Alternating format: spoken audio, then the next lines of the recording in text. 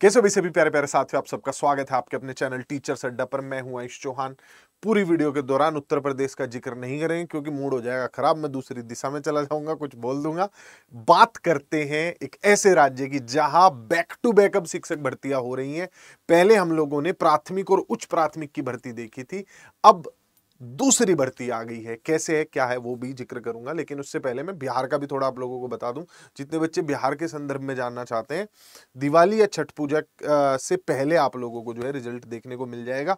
सारे नहीं तो कुछ तो रिजल्ट आपको दिवाली से और कुछ छठ से पहले देखने को मिल जाएंगे।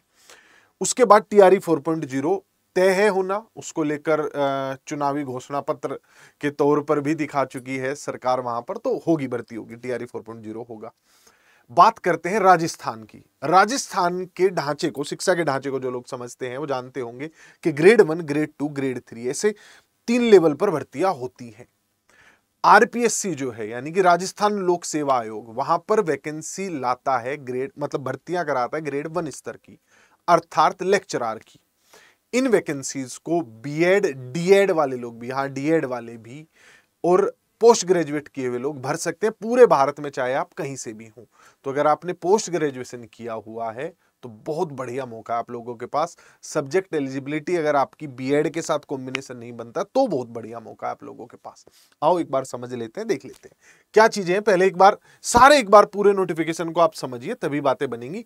जहां तक बात है भर्तियों की राजस्थान में, मैं आपको कह रहा था, तो ग्रेड 3 के लिए पहले वहां रीट का एग्जाम होता है। सीटेट वहां पर नहीं चलता है, पहले अपना उनका राज्य का रीट का एग्जाम है, वो होता है जो कि लगभग आप ये मान के चलो जनवरी में हो जाएगा। उसके 3 से 4 महीने के अंदर जो है मेंस हो जाएगा फिर उसका, यानी जो बच्चे रीट पास करेंगे वो मेन एग्जाम दे पाएंगे। तो रीट को जरूर भरना है आप लोगों को अगर आप राजस्थान में प्राथमिक या उच्च प्राथमिक शिक्षक बनना चाहते हैं तो। चलिए, अभी के तौर पर अगर मैं बात करूं, जो पीजीटी यानी कि लेक्चरर यानी कि व्याख्याता की भर्ती आई है, उसमें हिंदी में 350 पद हैं, अंग्रेजी में 325, संस्कृत में 64, राजस्थानी भाषा के 7, पंजाबी के 11, उर्दू के 26, इतिहास के 90, political science 225, geography 210, economics 35, sociology 16, home science 16, chemistry 36, physics 147, maths 153, bio 67, commerce 340, drawing 35, music 6, physical education 37, और फिर कुछ 3-4 अलग अलग प्रकार के कोचेज की वैकेंसीज भी हैं। यहां तक बात क्लियर हुई। इससे पूरे भारत का कोई भी नागरिक भर सकता है। राजस्थान में कोई भी भर्ती आती है, सब अलाउड होते हैं। और इसमें बस ध्यान ये रखना, आप जिस भी राज्य में भर रहे हैं, सिर्फ वहीं के राज्य के लोगों को आरक्षण का लाभ मिलता है। आरक्षण संबंधी कैसा भी लाभ हो, चाहे वो फीस में छूट हो, चाहे वो आयु में छूट हो, चाहे वो वैकेंसीज हो, हर प्रकार का लाभ सिर्फ राजस्थान के आरक्षित लोगों को मिलेगा। बाकी स्टेट के आरक्षित लोग भी जनरल में काउंट होंगे। चलो आगे चलते हैं। मेन पॉइंट्स मैंने पहले ही हाईलाइट किए हुए, जिससे कि कम समय में आपको ज्यादा जानकारी मिल सके।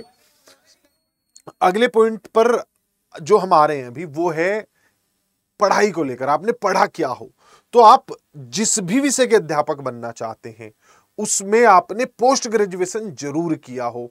बीकॉम में इसमें थोड़ी सी छूट है, मतलब कॉमर्स वालों को थोड़ी सी छूट है, किसी भी सब्जेक्ट में पोस्ट ग्रेजुएशन और बीकॉम चल जाएगा। यानी बीकॉम के बाद किसी और सब्जेक्ट में पोस्ट ग्रेजुएशन किया हुआ है तो चल जाएगा। 1-2 सब्जेक्ट्स में है रिलैक्सेशन, लेकिन अधिकतर सब्जेक्ट्स में कोई रिलैक्सेशन नहीं है। दूसरा बड़ा पॉइंट, यहां पर डिग्री और डिप्लोमा दोनों लिखा है। डिप्लोमा इन एलिमेंट्री एजुकेशन नहीं लिखा है, डिप्लोमा इन एजुकेशन लिखा है। कई जगह पर, कई राज्यों में जो है बीएड डीएड एमएड ऐसे 3 स्तर पर कोर्स होते हैं, तो ये डीएड को भी अलाउ कर रहे हैं और बीएड को भी अलाउ कर रहे हैं। अब ये क्या सभी डिप्लोमाज के लिए कहा जा सकता है, उसमें थोड़ा संशय है। लेकिन हालांकि जैसे हरियाणा की मैं बात करूं और 1-2 राज्य की, और जहां हम देखें जहां डीएड बीएड एमएड है, 12वीं के बाद जो है आप डीएड कर सकते हैं, तो डीएड भी एलिजिबल है और डिग्री यानी कि बीएड जिसे हम लोग बोलते हैं वो तो एलिजिबल है ही। तो ये एक पॉइंट हुआ कि post graduation plus DEd plus BEd ये सब लोग एलिजिबल हैं। अगला पॉइंट ये है कि जो ये भर्ती आप लोग देख रहे हैं, ये 4800 ग्रेड पे की है, 4200, 4600, 4800, यानी इंस्पेक्टर लेवल का ये ग्रेड पे आप मोटे तौर पर इसे मान सकते हैं। केंद्र स्तर पे अगर आपका 4800 ग्रेड पे है तो 80,000 सैलरी बन जाती है लगभग केंद्र स्तर पर।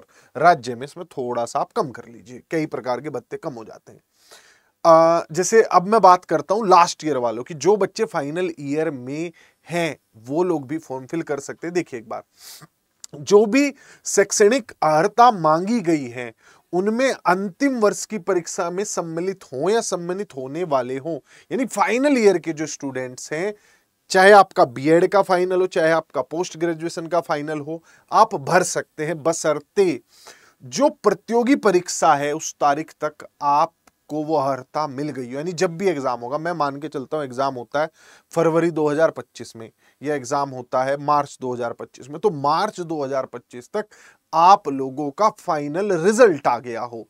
अभी आप फाइनल ईयर में होंगे तो चल जाएंगे। आयु मिनिमम 21 साल है, अधिकतम 40 साल है। महिलाओं को इसमें 5 साल की छूट है। SC ST OBC को जो है 5 और 10 साल की छूट अलग से है, ये बात आप ध्यान रखिएगा। महिला और SC ST है तो फिर आपको भाई छूट 10 साल हो जाएगी। 5 आपका जो है महिला वाला और 5 आपकी कैटेगरी वाला, 5 महिला वाला और 10 आपकी कैटेगरी वाला, ऐसे तो वो क्लब हो सकती हैं वो चीजें। तो 21 से 40 है मोटे तौर पर इसमें, क्योंकि एक वैकेंसी को छोड़ दो तो बाकी सारी 2022 में भी आई थी। तो जिन लोगों की आयु ज्यादा बैठ रही है तो उन्हें 1 साल की छूट भी दी जा रही है। 2022 में वो वैकेंसीज आई थी एक सब्जेक्ट के लिए, कौन सा सब्जेक्ट है मैं नहीं, अभी मुझे ध्यान नहीं आ रहा, भाषा का कोई एक विषय है जिसमें 4 साल की छूट दी जा रही है। संख्या 4 पे लिखा हुआ है, वो आप पढ़ लीजिएगा एक बार ऊपर जाके।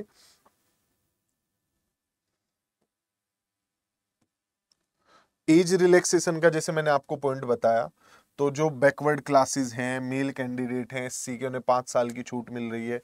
जो ST है उसमें भाई आपको छूट मिल रही है 10 साल की। महिलाओं को 5 साल की छूट है ही, जनरल की भी महिलाओं को 5 साल की छूट है। और भी प्रकार से कई प्रकार की छूट है, जैसे विधवा या विच्छिन्न विवाह, शायद ये डाइवोर्स को कहेंगे। तो डाइवोर्स और जो विडो हैं उन्हें अधिकतम आयु की कोई सीमा नहीं रखी गई है। किसी भी प्रकार के आरक्षण का लाभ जो है सिर्फ राजस्थान के नागरिकों को देय होगा। परीक्षा स्थान में तिथि के बारे में अभी कुछ नहीं बताया गया है। फॉर्म भरने की डेट मैं आपको बता देता हूं, 5 नवंबर से फॉर्म शुरू होंगे, 12वें महीने यानी 4 दिसंबर को जाकर ये खत्म होगा। अभी जल्दी में थोड़ा इसलिए दे रहे हैं क्योंकि आप जानते हैं राजस्थान में भी कई सीटों पर उपचुनाव है। बस उत्तर प्रदेश में नहीं हम डरा पा रहे सरकारों को, समझ नहीं आ रहा कि क्यों ये खोप नहीं है उन्हें कि उनके बदले अगली बार कोई और आ सकता है। फीस की अगर मैं बात करूं तो सामान्य वर्ग की 600 है, फिर छूट होते होते 400 रुपए भी फीस है, लेकिन वो कैटेगरी वाइज फीस है। बेसिक आप 600 मान के चलिएगा। आपकी जो परीक्षा होगी, एक ही पेपर होगा, इसमें प्री मेंस जैसा कुछ नहीं है, एक ही पेपर होगा, पर 2 पेपर होंगे, एक 1.5 घंटे का और एक 3 घंटे का। 450 नंबर का पेपर है। पहला पेपर 150 नंबर का होगा, दूसरा पेपर आपका 300 नंबर का होगा। पहले के लिए 1.5 घंटा मिलेगा, दूसरे के लिए आपको 3 घंटे मिलेंगे। तो 2 पेपर हो गए, पेपर 1 और पेपर 2। MCQ टाइप क्वेश्चन होंगे, आपके 1/3 अंक कटेंगे भी, ये भी बात ध्यान रखिएगा। अगर आप गलत करते हैं तो 1/3 मार्क्स जो है आपके रॉन्ग आंसर के लिए काट दिए जाएंगे। एक क्वेश्चन के कितने नंबर है? एक ही नंबर है तो हाँ 1/3 नंबर कटेगा। अच्छा एक चीज और, दोनों उसमें मिनिमम क्वालिफाइंग मार्क्स रखा गया 40% जनरल के लिए, इसमें 5% की छूट दी गई है SC कैटेगरी और ST कैटेगरी के स्टूडेंट्स को। 40% आपको प्रत्येक पेपर में इंडिविजुअली लाना बड़ा जरूरी है। यानी 150 नंबर के पेपर में पहले वाले में 60 और 300 नंबर वाले पेपर में 180 नंबर लाना जरूरी है। सीट बेशक खाली रह जाए, लेकिन अगर 40% नहीं आए होंगे तो नहीं मिलेगी। अगले पॉइंट पर आ जाते हैं, पेपर 1 में क्या क्या सब्जेक्ट्स पूछे जाते हैं। आपको राजस्थान का पूरा इतिहास, हिस्ट्री, कल्चर सब चीजें पूछी जाएंगी। फिर उसके बाद आपकी रीजनिंग और मैथ्स रिलेटेड कुछ अच्छे टॉपिक आ जाते हैं, चीज ध्यान रखिएगा। लैंग्वेज भी है, हिंदी, इंग्लिश।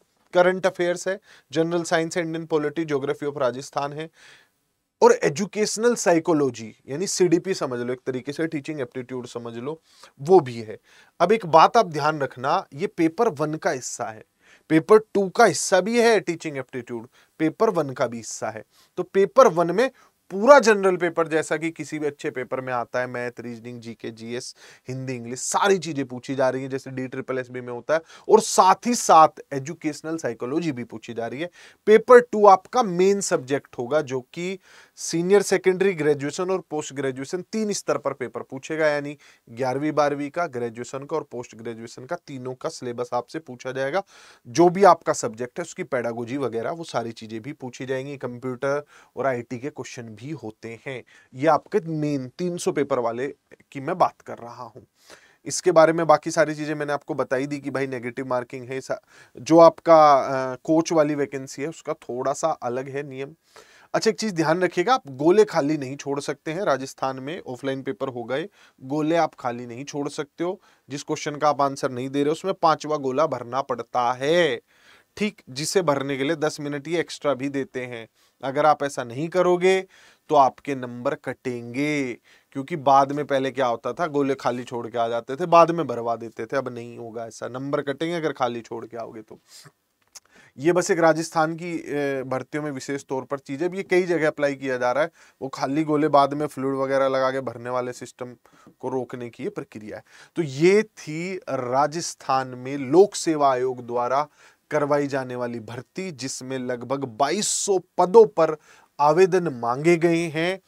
5 नवंबर से 4 दिसंबर तक बीएड डीएड किया हुआ व्यक्ति, जिस भी विषय में आपने पोस्ट ग्रेजुएशन किया हुआ है, ग्रेजुएशन के कॉम्बिनेशन से कुछ लेना देना नहीं, आपने बीएड डीएड किया हो और मास्टर्स कर रखे हो, जिस भी विषय में आपने मास्टर्स किया है उसमें आप एलिजिबल हैं। कोई टेट सी टेट नेट कुछ नहीं मांगा गया है, बस काबिलियत मांगी गई है। तो नीचे स्क्रीन पे नंबर है, जो बच्चे बैचेज में जुड़ना चाहते हैं उस पे फोन कर सकते हैं।